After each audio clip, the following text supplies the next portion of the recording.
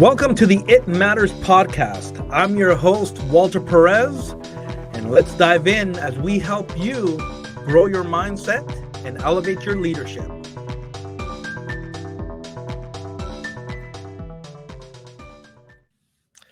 Well, hello, everyone, and welcome back to the podcast. I am super pumped and excited today for a couple of reasons. One is that I get to have my first guest on the show. So this is a big deal for me, and it's it's going to be awesome to be able to bring to you these guests along the way. But especially today, I get to bring you a special guest who is he's a certified health coach. He's a certified personal trainer, and he is the founder of Bradley Health Coaching. And that is Tyler Bradley. And so, Tyler, welcome to the podcast. Welcome to the It Matters podcast. I'm super pumped to have you here, man. Yeah, I appreciate you having me. Like Walter said, I'm NCI Certified Nutrition Coach, which is Nutritional Coaching Institute. They're the best in the biz, in my opinion. And I'm an ISSA Certified, ISSA Certified Personal Trainer. And I started my business last year. So I've been in the works for about a year now. And again, thanks for having me on. I'm psyched. Oh, no, I'm super pumped. And you know, I thought what a timely episode we can do on this because for those of you listening out there, I mean, who doesn't want to get healthier? And if you don't, I hope you find a passion to get healthier. You should want to stay healthy and just pursue health in general, because when you do that, I believe, and I'm pretty sure Tyler will back me up on this, it affects all areas of your life.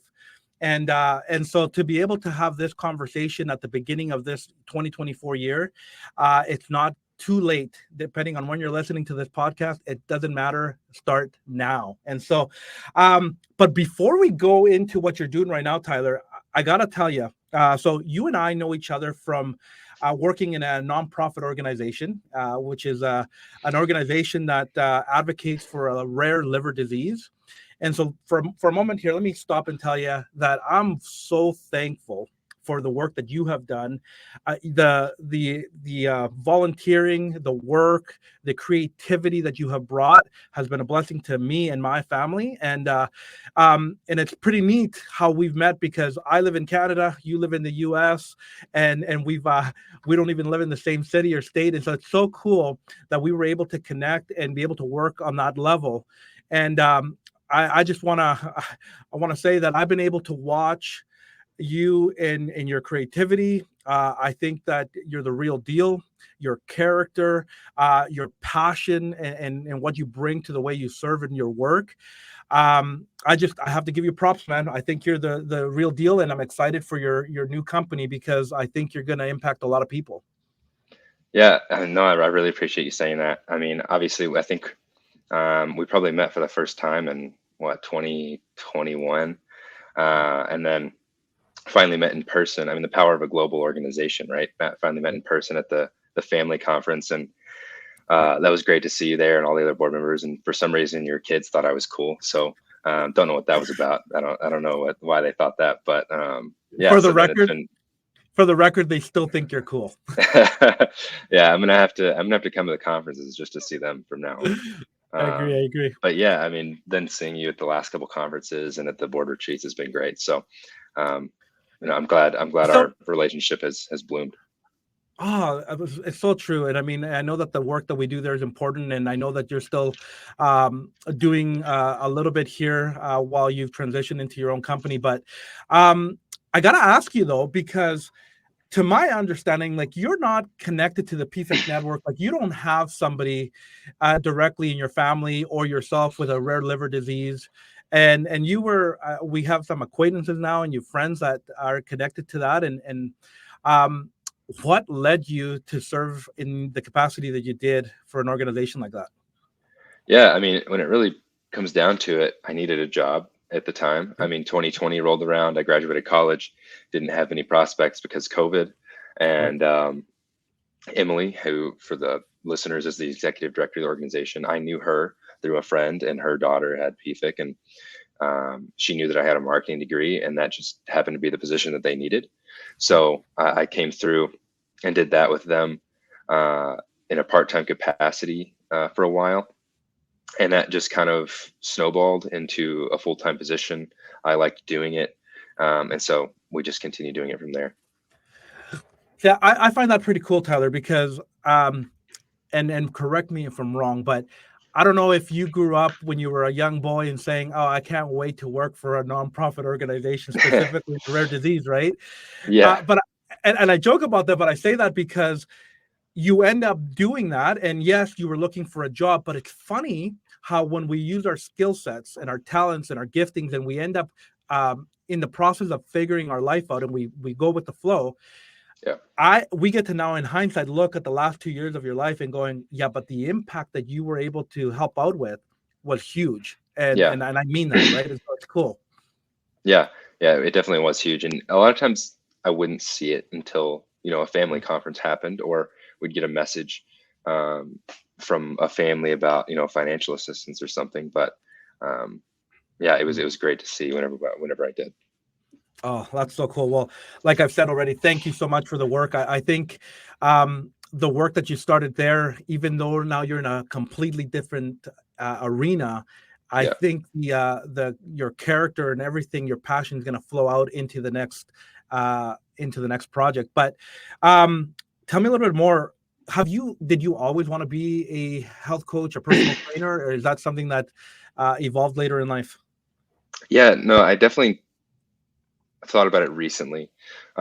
So I can give you kind of a full rundown if Yeah. you want on everything. But I ran cross country for 10 years competitively. Wow. So I've always been in the health and fitness space. I did other sports in high school, but Mm, through college, it got really competitive. I didn't ever have a focus on nutrition. I just was like, oh, I run a lot, so I can eat whatever I want. Um, Looking back, a lot of times I probably didn't perform as well as I would have because I didn't focus on nutrition. But then after college, like I said, COVID hit. I stopped running because I'd been doing it for so long. It was just a little bit of a burnout going on, mm, and I didn't get like overweight, right? But I was soft. I didn't have a lot of muscle because I ran for so long, and I just like wasn't really too happy with my body or anything like that. I was like, man, I got to get back into it. So I started lifting, yeah. and still not focusing on nutrition really, but lifting, a lot, 5 days a week. Mm, Um, and then that just slowly progressed. Not too much there. I got into pretty good shape. Then I started focusing on nutrition, got in even better shape. And then I mm, started working at the nonprofit mm, shortly after. So then, as that progressed at the nonprofit, as I worked for the nonprofit, I was like, man, I don't know if I could ever work in like a sales position or at like a marketing firm pushing products that I don't believe in, mm, because I love the service that I'm doing now. And then I thought maybe I'll just continue doing the nonprofit sector. right. But then the more I got into health and fitness, the more I got into nutrition, the more interested I got. And they got to the point where I wasn't necessarily unhappy working at the PFIC network. I loved working there, but it was like, this isn't what I want to do. Mm, I want to do health and fitness for the rest of my life, I think. mm, Um, and so then it kind of progressed from that as like, actually, I really love working out, and I see so many people doing things wrong and making mm, mistakes. And I see so many people outside of the gym that have no idea how detrimental their diet is and their lack of exercise is to their health. And that really took off whenever my mom mm, got diagnosed with early onset dementia at 58. wow. And more recently, a lot of studies are showing that dementia, Alzheimer's, other chronic diseases are linked heavily to diet, not eating enough Mm, nutrients over an extended period of time, and then some right. ultra processed diet factors that play into like a long term eating Mm, habits. So that's really what set me off as, okay, I want to avoid or help prevent this for other people because it's kind of too late for my family and my mom. mm, So I wanted to get into this business to continue the service work that I was doing at the nonprofit, because I couldn't go into a corporate job, and then mm, help save people's lives essentially over like a long term effect. yeah. Wow, that's powerful, Tyler. I mean, to be able to follow your story along right now and realize that actually it's all intertwined and connected for you, right? Yeah. Yeah, I I know that what we do is very important and how we do it and who we are, but I've always been a huge advocate of saying that why we do things is ultra important because the why is really what fuels us. Yeah. And as I hear you share that, it really comes out, it comes alive in that. And I've also said, when we're pursuing a dream or when we're trying to do something new or an impact, there's a couple of things that might feel that either we're running towards the dream or we're running away from the nightmare, and we're either trying to um, solve a problem, clean up a problem, or come with a solution. And it looks like you have a pretty cool balance in that, where of course you have your mom's health and Yeah. you've seen what it can do, but then at the same time you have this desire to say, hey, I think I can bring something to the table where everybody can be helped, right? Oh, for sure. Yeah. I definitely sit right in the middle. And I looking at my mom's health, it's like, okay, could I try and change that? Potentially. But then it turns into, that would become my entire life would be only helping my mom, and she wouldn't be happy in that scenario. We've talked about it. Mhm. And so, just leaving her to what she wants to do has been hard, but Mm. I kind of take that outlet, as you said, like running away from the nightmare. I'm like, okay, I can't help that, but I'm going to go this other direction and help everybody else. And what I love about that too is, I like to talk a lot about potential because I think that as long as we're on this earth, if we're breathing and we're trying to figure out our strengths and our talents, that there's opportunity for us to maximize our potential. And it's really cool to kind of see in your story as you discovered your potential, you started tapping into it, whether that's first being an athlete and then getting some training and kind of moving that the needle up, and then you start your company. And I know that it's in the early stages, but I have no doubt that you're going to maximize your potential as you go into full throttle and the way you're going to impact people, right? Yeah. Yeah. No, the passion, I think, is really what it boils down to. So many people chase something for the money, right? They get into a job or career, they start their own business to make some money, and they don't Mhm. have a passion for it. And as soon as it's like, okay, oh, I'm not making any money, it like the fire burns out. Um, Mhm. I'm not doing this for the money, obviously. I make money off of it, but that's not my goal. Right. So I help a lot of people for free, because I'm like, I took a client on because I could see them going down a dark road of eating Mhm. disorder Right. over the last couple months, and I just don't want that to happen to people. So that's really where it comes from, is my passion of wanting people to realize that their diet affects every aspect of their life, and Mm. looking down a 20, 30, 40-year road, you could be in pretty bad shape because of your diet and not exercising. And I just want Mm. people to realize that. Oh man, I love your heart. I love your heart. I think it's so cool. And no doubt, there's obviously why you're impacting people right now because that passion is coming out. You mentioned that one of the things that kind of drove you is you were seeing people make mistakes. You're aware of the Mhm. mistakes that they make in health, and um, maybe you can highlight a few. I don't know, like what do you Yeah. have some that come to mind that really stick out? Yeah, there's definitely a few basic ones. I mean, you have the basic, uh, like couple around diet and exercise that the majority of the population makes, and that's Mm. just not exercising. And that doesn't even have to be going to the gym or like running or lifting weights. That's just basic movement. So many people nowadays get home from sitting at their corporate job or whatever they're doing, teaching, and they sit on their couch the rest of the night. And they Mm. might get 2 or 3 thousand steps a day. And that is, not to be like super harsh, but that's killing you, right? The lack of movement is killing people in Mm. North America, because your body is made to move. And so when you're not moving, you're building up excess fat, losing muscle. And that is shown to be the biggest driver of chronic disease over time, in every single study you look at. So lack of movement is a big mistake. And then Mm. in diet, eating an ultra processed diet, not having whole foods is obviously a huge mistake as well. That people just they grab what's easiest, what tastes the best. Um, Mm. and you're not getting the nutrients you need. And these foods that are ultra processed are made to want you to eat more. And Right. so if you grab, a bag of Lay's chips, you could eat the whole bag if you chose to. Right. Anybody could.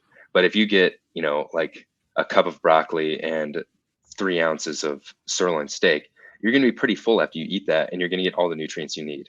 Right. So these processed foods are made to make you eat more. That's going to make you Mm, gain weight. It's going to make you feel bad.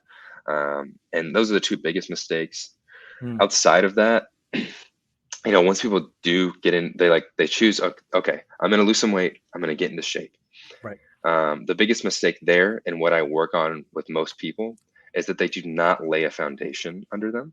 So Mm, they don't necessarily know how to exercise. They don't necessarily know how to eat.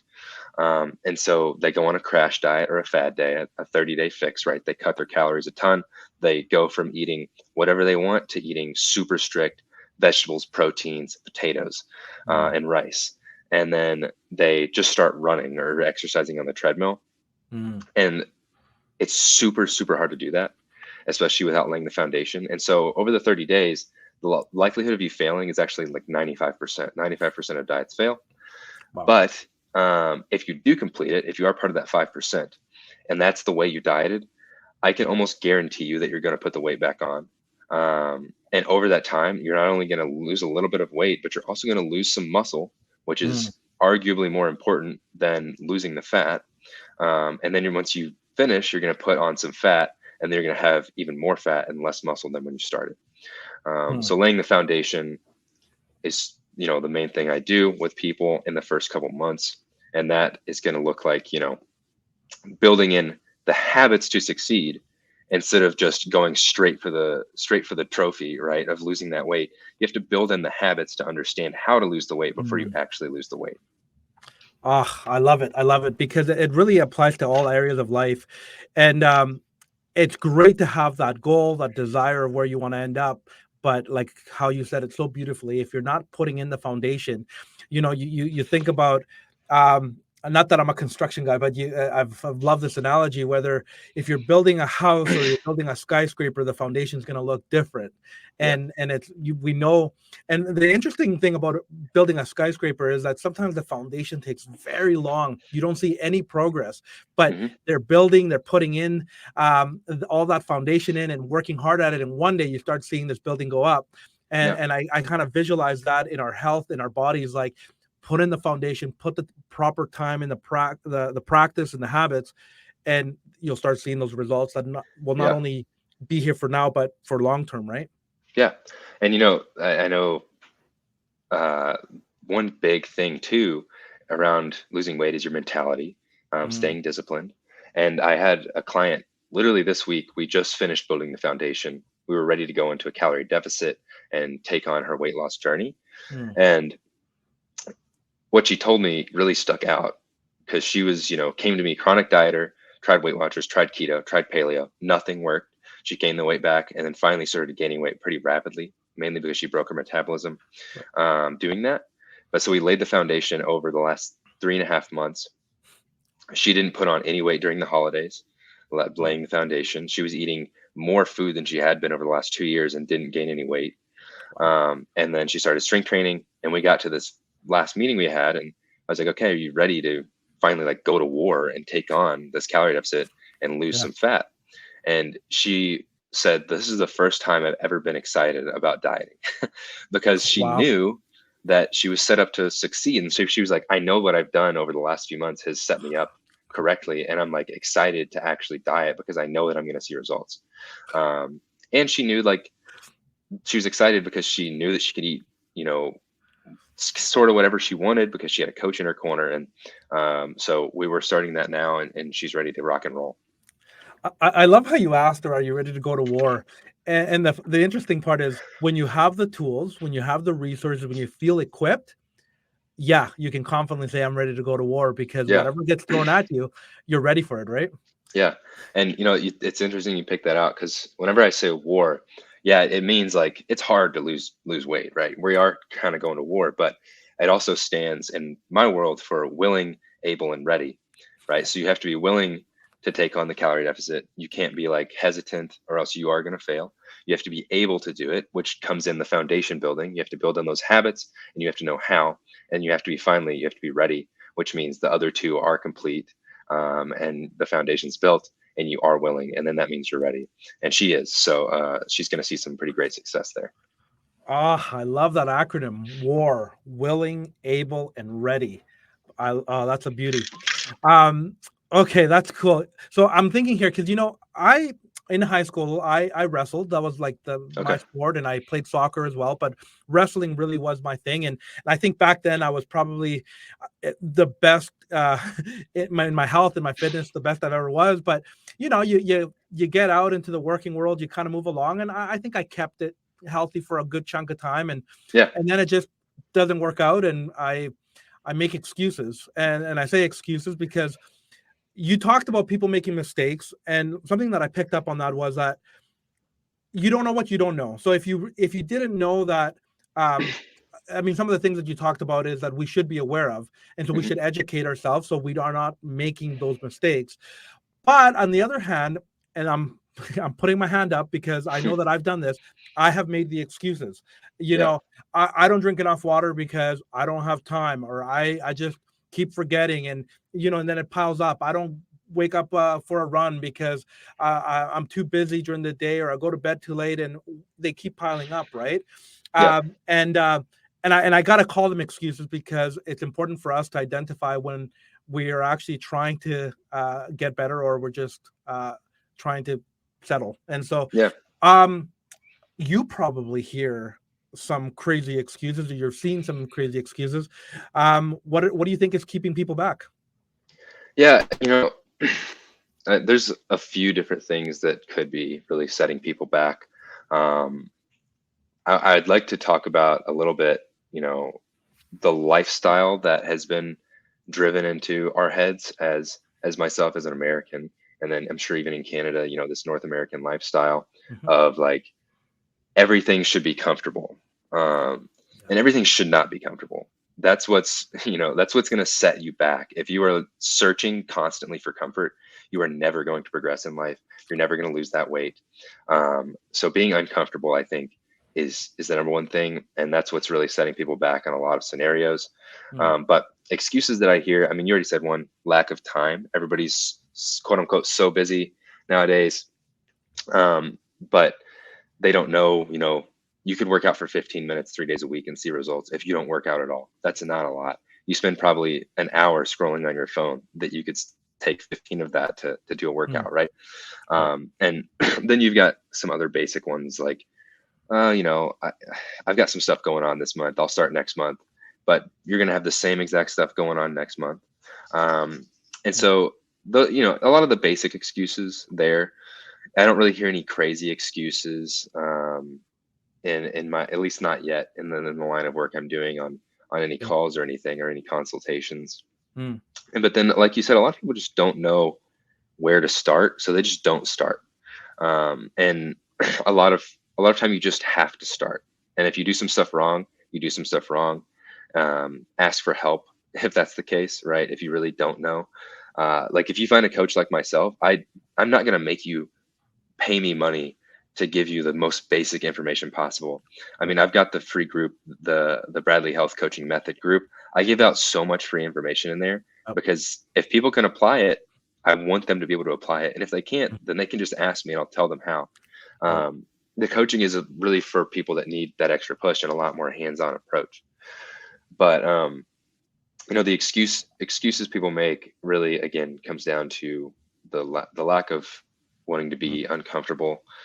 You could say discipline as well, and discipline is really built through, again, laying the foundation and habits. Mm. Uh, so the habits really are what make or break people when they start making excuses. Because you could say, like you said, well, I forget to drink the water, or well, I don't have time to work out, or um, well, I could go to bed earlier, but I really like watching this Netflix series and I get hooked and stuff like that. But, uh, you know, you got to think too, are you living the life that you want to live right now?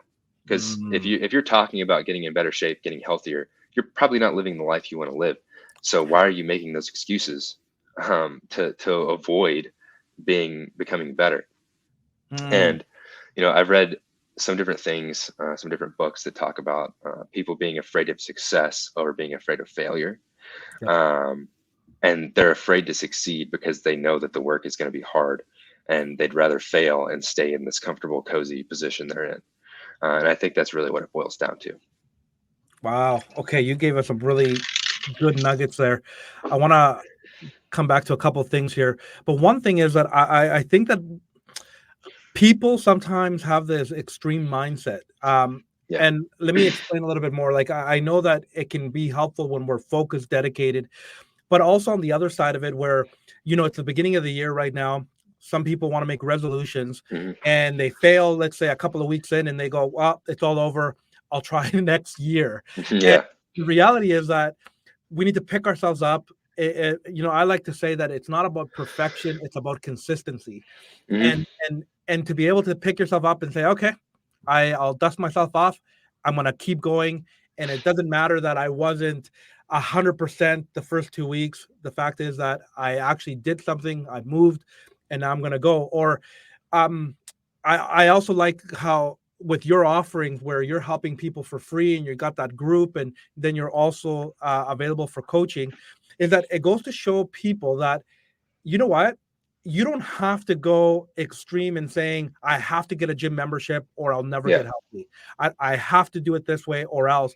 I love how you've been able to create steps to show people that, hey, like you mentioned, 15 minutes a day could start changing your life, Yeah. or 15 or 3 times a week or whatever that would look like, right?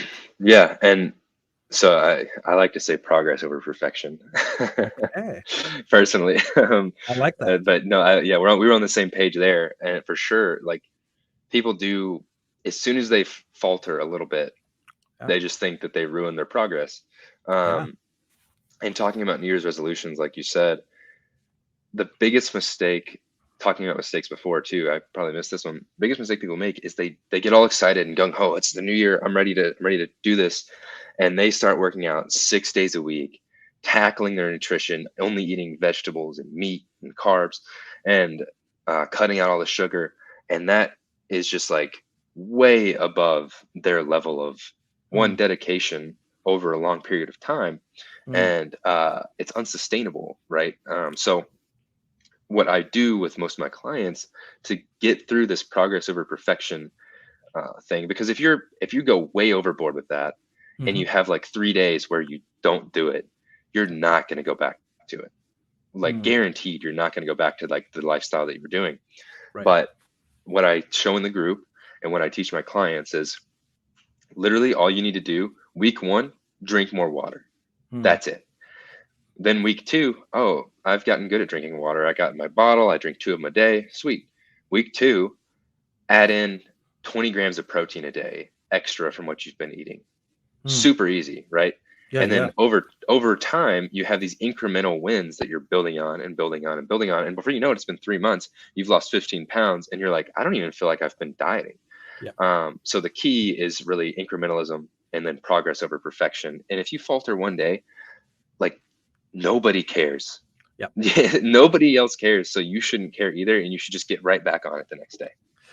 You know what I love about that, about progress over perfection, is that I think we need to learn how to celebrate the small wins, and Yeah. and when we're seeking progression and progress, you can see, hey, a year ago, a month ago, I wasn't even drinking this much water, and yes, maybe I missed a day or whatever, but I am way better off today than I was a month ago. I'm not who I used Yeah. to be, and so I love when how you say that. Um, you also mentioned there about uh, and correct me if I'm wrong, like what is the lifestyle that you want to have? I'm Mhm. not quoting you directly, but Yeah. how important is that, right? Because I think that sometimes we will wear different hats in our life. Where, well, I'm the business guy today, I'm the dad today, and or in this arena or at this part of the day, and we forget that specifically when we're talking about our health, that actually chases us and follows us everywhere we go, Hmm. and we shouldn't be uh, breaking it up like that. Yeah. Yeah. I mean, so what's the lifestyle you want to live is pretty important to understand. and this kind of boils down to like your true goals. So, um, your health and fitness should touch your whole life. Like as a parent, if you are so out of shape or so overweight that you have a toddler and they're like, this is an extreme example. So sorry if it triggers anybody, but if your toddler's running out into the road and you can't catch them because you can't run, that's a big issue, right? Like, and that's an extreme example, but there's also like, can you get down on the floor and play with your kids? Can you go to the park and play baseball with them, basketball with them, whatever it may be, and really connect with them like that? On a parent level, that's huge. Right. And then outside of that, if you're going to work every day and you feel super uncomfortable and you're overweight and you're eating crappy food and you have low energy, are you going to perform at work? Are you going to get the promotion that you want? Probably not. And it kind of comes down to goal setting and really finding that deep down, looking into your heart, what is bothering me. And as I was going through NCI, they say, if you go through like an initial consultation and then, the sales call, and then you have them on as a client, through all of that, if you're talking about their goal and there's no tears involved, then you didn't reach the true goal. Because a lot of people have a lot of deep down pain around the way they feel about their body, the way they feel about how their lifestyle has shifted from, high school, college into parenthood, and then even past that into their 50s, because you have some different issues going on. And a lot of clients I have really bring up some deep stuff around their goal. And if you're just saying, well, I want to lose, 20 pounds, I'm like, okay, well, why? You're like, well, I don't know. Like, I don't like the way I look. And then I keep asking why, and it never really gets down into your deep seated, like in your heart. The odds of you succeeding are a lot lower than someone who really opens up and is like telling me about their deepest, darkest fears. Right. So that's where that kind of comes from. Oh, I love that. Right. It creates when it comes from within, the individual can really then use that as a way to propel themselves forward and say, okay, I'm going to commit to this because I want to see that change. Right. I'm kind of curious, Tyler, like, have you heard or seen any, stats that kind of are a bit of alarming when it comes to why you do what you do? Oh yeah, for sure. So I will say I like to tell people, the fitness industry, my industry, is failing. We're just failing. It comes down to it. You have more fit fluencers than ever, more coaches than ever, more big box gyms popping up than ever, and arguably more people working out than ever. But obesity rates and the rate of people who are overweight based on BMI has gone through the roof regardless. So in America, and this is from the NIH, National Institute of Health, over 60% of adults are either overweight or obese. And that number, I believe, is like 40% of adults are obese. And then, like that extra 20-30% are overweight, which is drastic. I mean, that's like pushing 70% of people, and that's just America. I'm not sure about Canada, but are overweight and obese. And obesity is the number one driver of every single chronic disease out there. So, dementia, Alzheimer's, diabetes, cancer, you name it, and obesity is the number one factor in all of those. So, that's huge, and really what I'm fighting back against, and why I'm doing a lot of what I'm doing. Outside of that, off the top of my head, I don't have any drastic ones, but yeah, those two, I mean, are huge. So those are huge, and that is alarming. I mean, if you're listening to this, you really gotta, I'm gonna say, wake up and really pause for a moment here and really consider where you're at, because I know one of the things that really kind of woke me up is that, as you know, Tyler, I have 5 children and they're all young. And as they're growing up, I'm like, man, I want to be able to, and this is just fun, but like, I want to be able to chase them and be able to run after them and not run out of breath or feeling like I'm going to die on the floor because I can't keep up with them. Right. And I mean, that's just a simple, silly example, but it's true though. Right. I mean, one day I'm going to have grandchildren, and it just, it's important Yeah. to look down in the future and see where your habits are taking you, because one day you might wake up and go, ah, I missed it, or it's too late. Yeah, for sure. And the prevention aspect is my bread and butter, right? I don't want you to get to Mhm. the point where it's like we have to do the smallest little things every single day for you to see results. And so many people have to take different drugs now to see any form of like bettering their health, which I disagree with, right? I'd Mhm. rather the person that I'm coaching have to avoid taking any drug for any disease that they're affecting. And another crazy stat for you: the pharmaceutical company, or the pharmaceutical industry, sorry, Mhm. increased their profits from 2020 to 2021 by over 100%, and that was already a multiple billion-dollar company or Wow. industry, and it's doubled over the last couple of years, Yeah. just because of all the new drugs out there, all the obesity out there. Fighting back against that is very important, and like you said, I really want people to wake up to it. Yeah, and you don't need to end up there. You don't need to get hooked up on some drugs just to gain back time, when you could right now make some decisions that would really prevent that, right? Um, so as I hear you talk, it's very obvious to me, and I want to say it because like you are coaching anybody and everybody, and I want to point that out because I don't want people to think that, oh, well, he only coaches athletes. He only Yeah, coaches the people that are already kind of fit and want to stay fit. yeah. Am I correct in saying that? Oh, for sure. Yeah, I take pretty much anybody on. I mean, the majority of my clients are here for weight loss, Yeah. so they're not athletes. They've never stepped foot in the gym, a lot of them. So Mm. that's definitely true. And it's important to catch too, right? Because I mean, your background, right? I mean, you said you ran competitively and you've Hmm. been an athlete yourself, and I don't want anybody to be sitting and listening to this right now and going, well, of course he became a personal trainer, of course he became a coach because he's always been an athlete.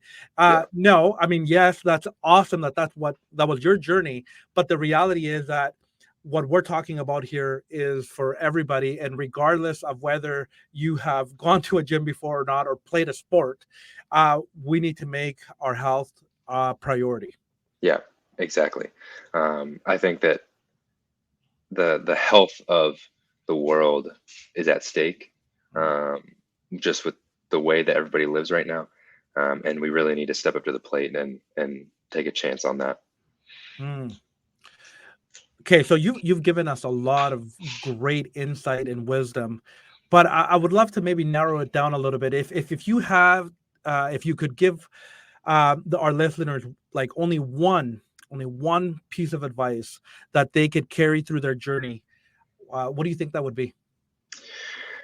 One piece of advice, yeah, I think that the one piece of advice I give, and this kind of touches everything that I do with my clients and what I do in the group, is to really focus on that incrementalism that I talked about, Yeah. not only in your health journey, super important there, but in everything in your life that you're trying to grow in. Incrementalism, I think, is the best way to grow. Mm. Because you talked about it earlier, having those small wins, Yep. um, each week focusing on something new Yep. is the best way to lay the foundation, build those Mm. habits, and really take on your health journey. You don't need to go do everything all at once. Mm. Um, and Mm. getting healthy doesn't have to be eating just broccoli and steak and chicken for the rest of your life. You can have what you want as long as that Mm. incrementalism is built in and you're bettering yourself over time. I love it. I love it. So I got another question here then. Um, I mean, we're talking about your passion right now, but um, we can step out of that arena for a moment if we need to. But what matters to you right now? Oh man, a lot. Yep. A lot matters, but I feel like I'm in a, outside of, my family, my mom's well-being and my dad taking care of her, my Mm. girlfriend. Um, I think I'm in a growth stage, So growth has been really important to me over the last couple of months, and it really matters right now going into the new year. Outside of just the business, so to take the business equation out of it, obviously I'm trying to grow that. So Of course. growth, personal growth has been really what matters to me, and I think a lot of people need to take control of their personal growth as well. Mm. And what I'm doing for that, I started journaling, reflecting every morning and every night. So I reflect on the day, and I think that that could have been another piece of advice I'd give to people. I think that people need to reflect more instead of just like Mm. vegging out on the couch and watching TV. Reflect on what went on in the day. How can you grow? How can you better self? But that's really what matters to me right now. Uh, I love it. I'm glad you just said that because I just did a solo episode right before this podcast talking about reflecting. So I Okay. love you just Yeah. said that. So it's connecting Awesome. that. Yeah. Um, To help with reflecting, I started using the Daily Stoic Journal.